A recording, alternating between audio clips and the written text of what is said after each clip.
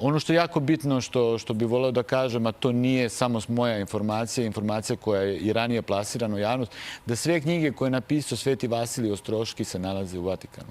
Znači, sve što je napisano njegovom rukom i pre njegovog monaštva nalazi se u Vatikanu. Znači, jedna kompletna arhiva, ono što je prvi Sagon pričao, vezano za nisu, kao da je neko na jednom mestu stavio knjige da budu sklonjene. Nisam saznao kako su došle do Vatikana, ali postoje. Znači, to nisam samo ja video, to imaš da pronađeš.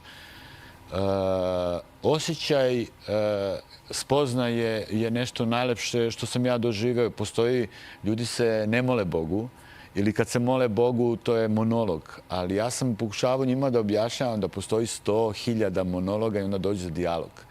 Kada osjetiš tako nešto, više nećeš da izgubiš ni po koju cenu. I onda se samo tružiš poen po poen. Rekao sam 1000 puta sve ono što ja radim u životu, i pesme, i filmove, i sve što radim. I humanitarne stvari, meni je to poen za Carstvo nebesko, jer ta slava koju ja čuvam na nebu i tamo su moji neki, to je meni važnije od svega ovo zemaljskog.